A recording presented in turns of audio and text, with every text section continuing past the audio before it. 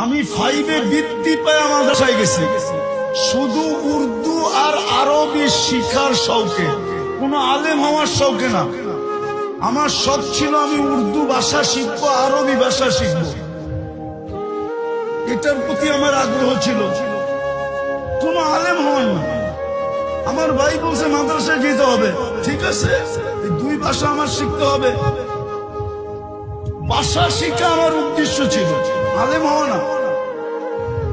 কিন্তু ভাই তো হেকমতে ঢুকায়া দিছে যে এখন তুই বাহির বই আলেম না হইয়া বাহির হবি কি কইরা। পাইপলাইনে ঢুকায়া দিছে, এমন মেশিনে ঢুকায়া দিছে, যেরকমই বানায়া হোক আল্লাহ বানায়া বাহির করে দিছে। তোমাদেরকে উৎসাহিত করার জন্য বলতেছে। আমি তো স্কুলে পড়তাম, আমি তো খুলনা বিভাগের ভিতরে বৃত্তিতে ফার্স্ট হয়েছি। বাংলাদেশের অধিকাংশ ক্যাডেট কলেজ থেকে আমার নামে চিঠি আসছে, যেই ছেলেকে আমরা চাই। আমি তো এখন মেজর জেনারেল হয়ে রিটায়ার্ড করি, বুটের বাড়ির চোটে বাংলাদেশের মাটি কাঁপায়, এখনো আল্লাহ কাঁপায়। আরেক লাইনে মাদ্রাসায় আল্লাহ নিয়ে গেছেন।